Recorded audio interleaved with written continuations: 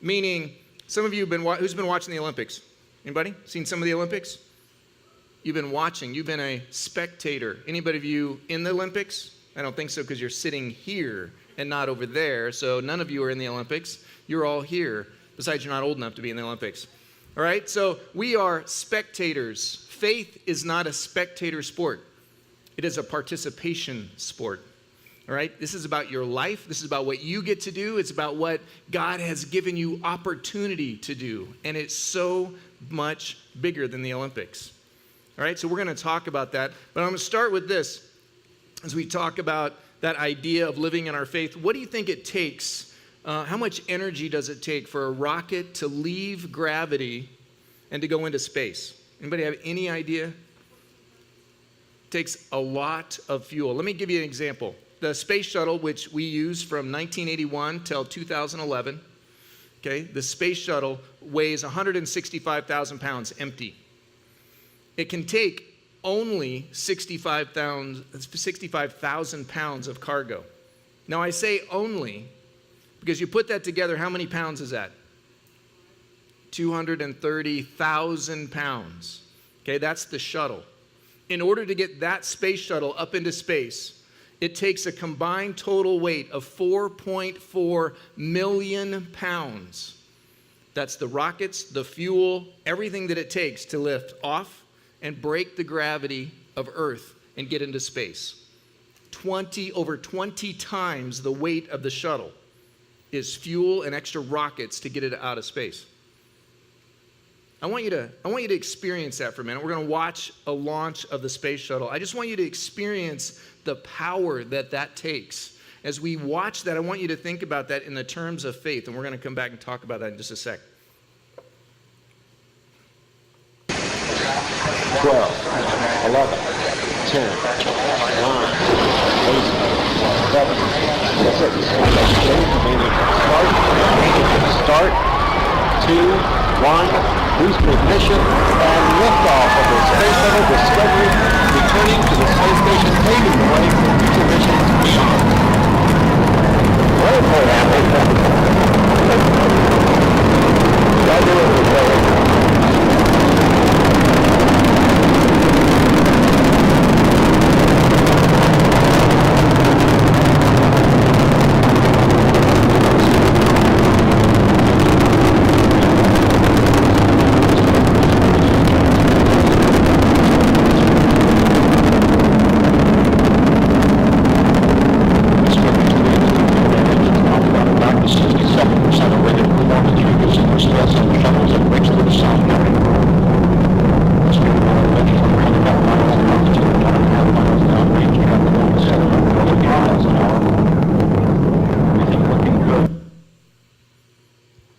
Feel that? You feel that thrust? You feel that power?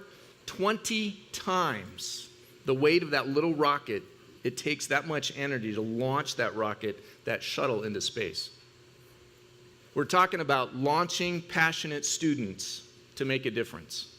Part of our mission statement, why Pantano exists. We don't exist so people can come to church. You're here, you came, but the reason why Pantano, the church, exists is not so you can come and be entertained. That's not why we're here. We're here to launch you. This is a place where you are preparing to do something else. This is a place where you're coming to get fueled, to get launched. And some of you may not even know that. You may be realizing, oh, I just came because my parents came. I just came because my friends are here. I just came. Okay. Doesn't matter why you came and why you're here. I'm telling you why the church is here. The church is here to launch you to make a difference. If you never make a difference, we have failed. Because our job, our belief as a church is to pour into you, to watch you be a rocket that gets launched and leaves the gravity of everything that holds you where you are. We're going to unpack that a little more, and we're going to talk about that a little more as we talk through what's it mean to be launched as a student. How much energy does it take for you to get launched? Now think about that. 20 times your weight. 20 times your weight and what you're able to do, that's how much energy it takes to launch you somewhere else. Where are you going to get that kind of energy? Where are you going to get that kind of power? Where is that drawn from? You're not going to get it from yourself. You're not going to just wake up one day and have all that strength and say, okay, I'm ready to go. I'm ready to do this. I want you to grab your Bible, and we're going to talk about Matthew chapter 28. So we get some Bibles coming around. If you need a Bible, raise your hand.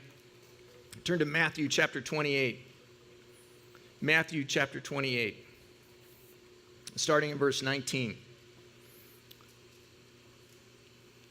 As you're thinking about this, you're getting that, and you're opening up your Bible. Matthew chapter 28, verse 19.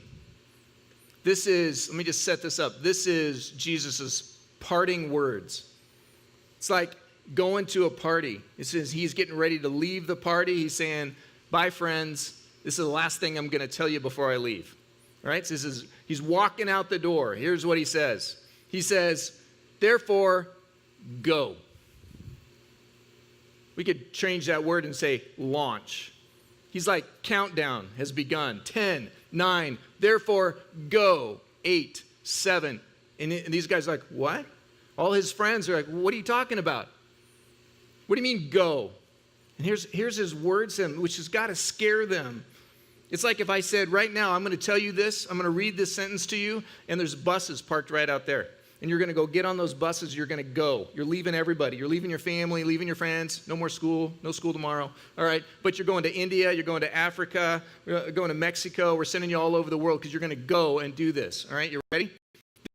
Go, disciples of all nations. He didn't tell the guys, go and go home and have lunch. He said, go and make disciples, meaning go do what I have been doing. Go find some followers. Okay, so think about your schools. Sorry, I know it's Sunday, you don't like to think about school, but think about your favorite teacher, and then think about your teachers that you don't really like through the years, the ones you didn't really like. What if those teachers had to find students? They didn't just get assigned to them because they're teaching math or teaching English or whatever. They didn't just get assigned. They had to go out in the campus at lunchtime and recruit students. Some of those teachers have a lot of students because everybody likes them, right? And some of those teachers would be like, not going there. That's too hard a class. I'm not going. And they would have like 1 or 2 students. Jesus says to them, go make disciples. Go find some students. And then do this with them. Baptize them. Now, do you just grab somebody and say, hey, I'm going to go dunk you? And just pull them in, you know, headlock and throw them in the water and say, there, I baptize you. Mark that off. Is that how it works? No. Somebody's got to choose. Somebody's got to say, I want to do this. So it's not easy. You got to teach them and baptize them so you're following through with them. And then he says, and then teach them everything, teach them to obey everything I have commanded. So Jesus has been, all this wisdom he's given them. He says, I want you to teach all those people to do everything that I have taught you. Go. Go. On their own, they're like, how are we going to do that? How are we supposed to do that? Now, if the story ended right there, and it began right there, with they were invited to a party, and then Jesus says, okay, I'm leaving the party now, go, it'd be really scary. But that's not when the party started. The party started over 3 years before when Jesus walked up to these men individually and said, come on, follow me. Over here, come follow me. And he handpicked people and said, come follow me. And for the next 3 years, he lived with them. He shared with them. He did all kinds of things. What are some of the things that Jesus did? He fed 5,000 people with a little lunch. Fed 5,000 people. He fed your school for a week on one of your lunches. No problem. He did that again. He fed 3,000 people with a lunch. He walked up to people who'd been paralyzed their entire life, never been able to get up and walk on their own. He says, get up and walk. And these men are right there with him going, who are you? How were you able to do this? They're out in the ocean. They're crying. They're screaming. These guys, the fishermen, they see the storm and they're afraid.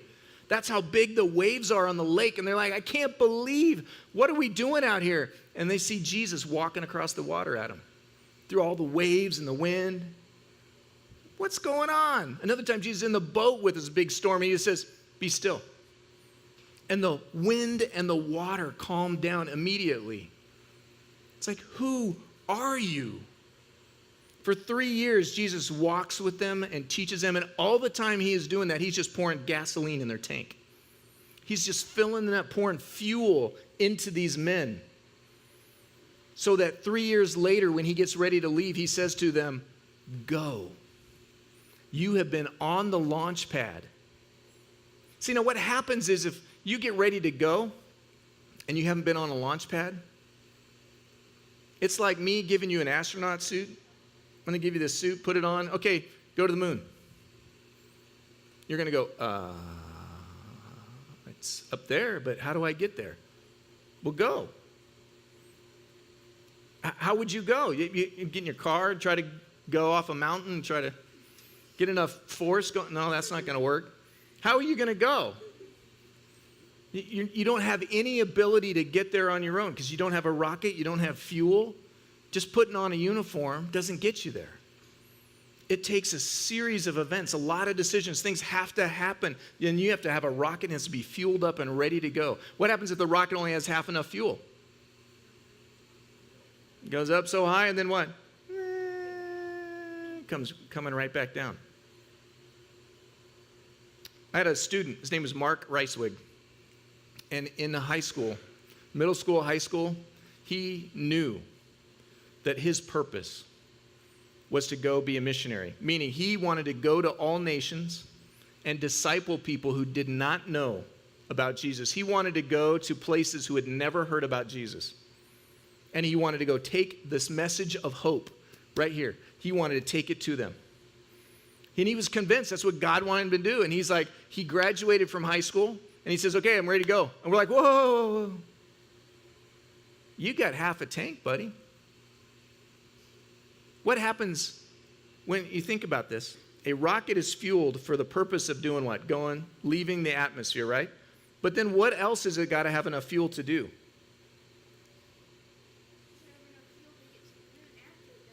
Okay, and then after it gets to the moon, where's it got to go? Got to come home. If you only have enough fuel to get to the moon, you've only solved half the problem, right? And some of you are that way in life, and you're going to be that way. You're going to think, I want to go there, but what does that mean, go there? It's a big picture. And so Mark was ready to go. He said, I'm ready. And we're like, no. Your tank is not filled up yet. He said, you need to go to college. If you want to go to other cultures, you've got to learn about those cultures. You're an American. You think American. Those other cultures, they don't see the world the way we see the world. And if you don't know what that means, it's because you're an American. And you've grown up here, and you've learned the culture here. But other cultures, they see the world differently. They speak a different language, not only in words, but in the meaning of those words and how they view the world is totally different. I said, you need an education. So we sat with him, his parents and other adults in his life. We sat down with him. Let's get a plan together. You have got to go to college. You have got to get this degree. You have got to get this fuel in you so that you can be launched. And he did. And not only did he go on the mission field, he's back and now he's a pastor at a church, living out a greater purpose than he could ever do on his own because people poured into him and encouraged him.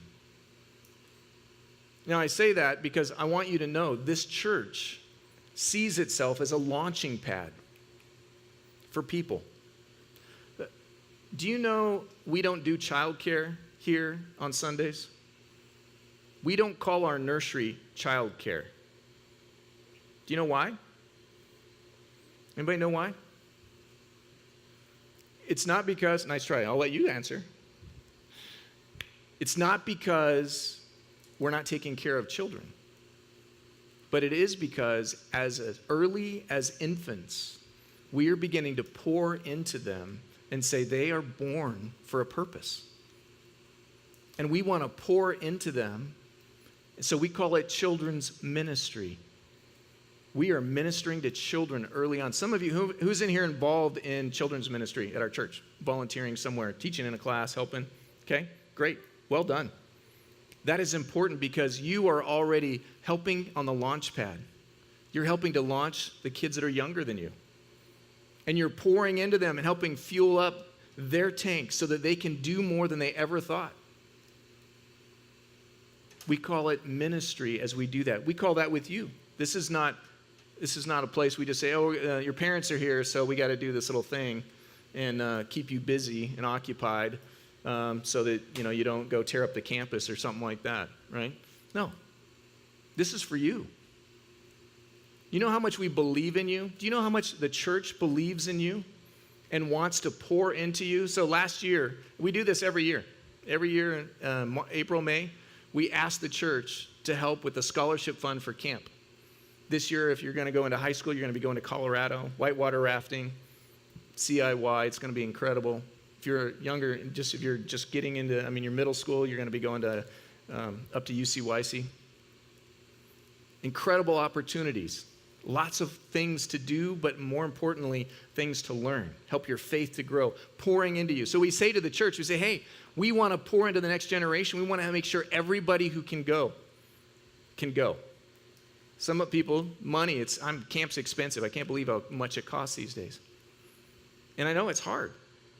So last year, the church gave, it was incredible. It was like over $35,000 for a scholarship fund for you, so that you could go. Do you understand what that means?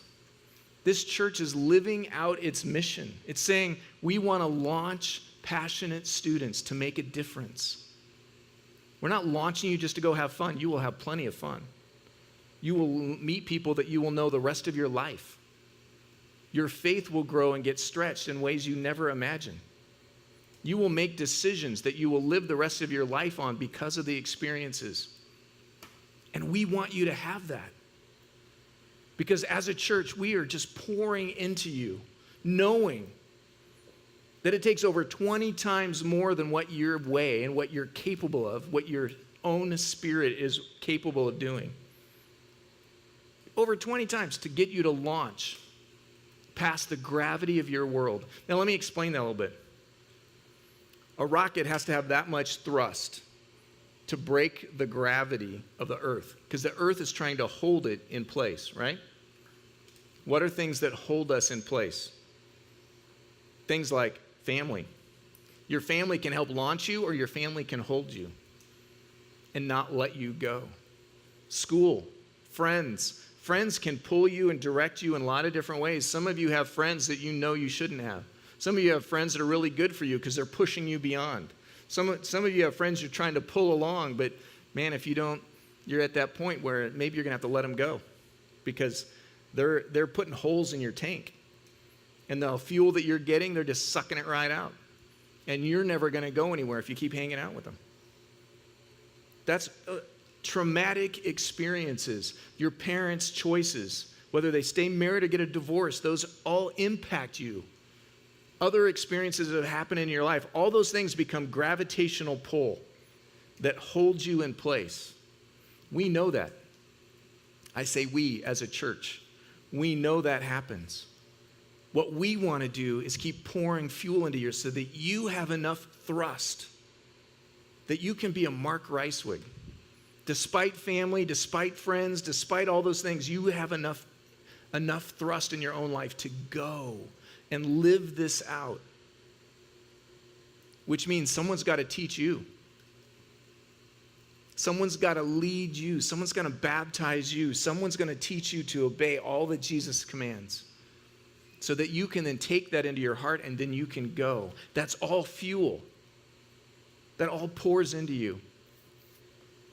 I'm going to ask somebody that you know, Peyton McLean. I'm going to ask her to come up. I'm going to ask her a few questions because she is somebody who's experiencing what it means to be launched. She's living it out right in front of you. So she comes up, give her a big hand. Woo! So Peyton, tell us a little bit about yourself. Hello. Is it on? It's on. Okay. Hello, guys. Well, I'm a volunteer here. I've been a volunteer here for about 3 years now. I find it really symbolic because, well, this is my 3rd year, and I'm also going to be graduating. So it is like, Woo! I've been field for 3 years, and I'm about to go. Yeah. So tell us about 4 to 5 years ago. Tell us where you were in life. What was it like? Well, where I was in your guys' seat in the middle school service, and well, I was here, but I wasn't really here. I was here, it's Sunday morning routine, go to church, go to home, go to school the whole week, go back or whatever, I wasn't here. I had a lot of family issues, and actually later on I was diagnosed with depression, and it was just, I was struggling. Yeah. So you think about that, the gravitational pull in her life, family issues, depression. Thanks for being vulnerable and kind of opening up and sharing that. Those things were holding her in place, in a place. But then some things changed. Tell us what changed.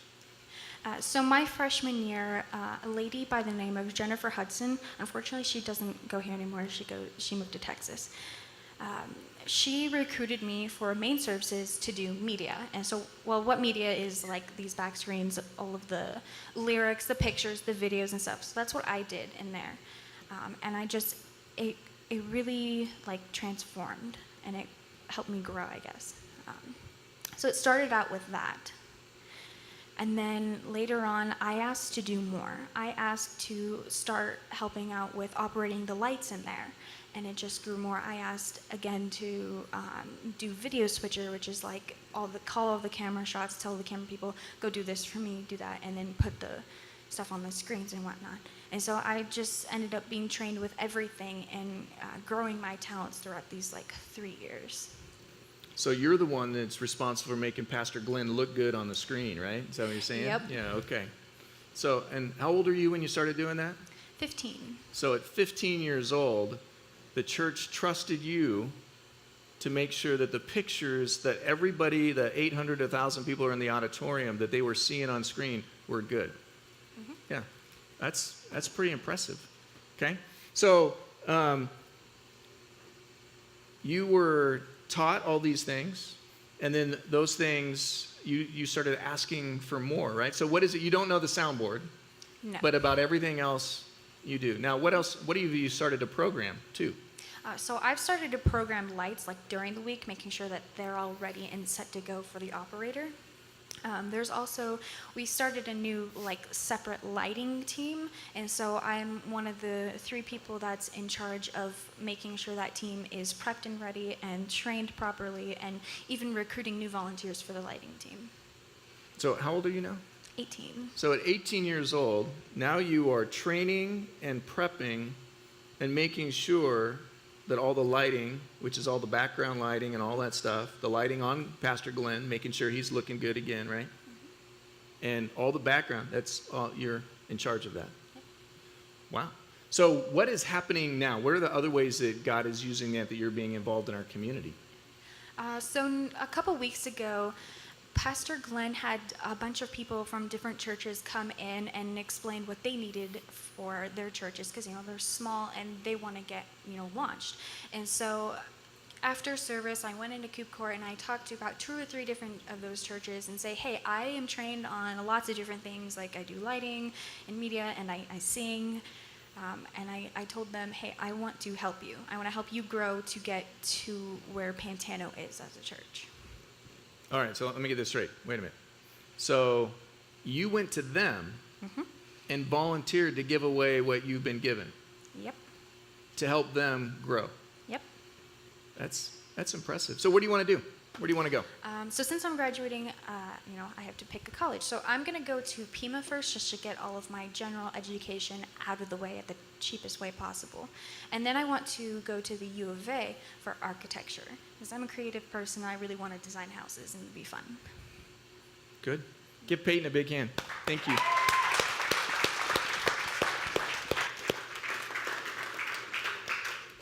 So 14, 15 years old, she's sitting in a seat just like you and kind of lost. Rocket with no fuel. One invitation. She stepped into it and started getting fueled up. From that, her tank has gotten really full. They keep giving her more, asking more, sharing more, teaching more, and now she's got so much she's overloaded and she's giving it away. That's what it looks like to be launched. That's what our church does. That's what we want to do with you, in you, through you, because we want to see our world different. We don't want to see it stuck. We don't want to see it the way you see it in the news. We want to see it done the way Jesus wants it done. Which means it takes people who become passionate, who then get launched to make the world different. How do you relate to Peyton? Where are you in her story? I want you just to think about that. Think about it in this analogy of a rocket being launched. Think about how you might be a little different. Now, this place that Jesus walks, this command that he gives when he gets ready to leave the party and says, go. That go is given at a point that their rockets have been made full. All the fuel they need. It's not something we do on our own. There's a lot of things you may say, I want to do this. Every Olympian that you've been watching them ski. Do you think that's the first time they got on the slope? It's the first time they got in an ice rink. First time they got on one of those little luge sleds, and I don't know why anybody would want to go down head first at 80 miles an hour. That does not sound fun to me. Exciting, not so fun. That's not the first time. And watching the men yesterday in the Super G, watching them just wipe out 60, 70 miles an hour on skis and crashing into everything. These guys are professionals.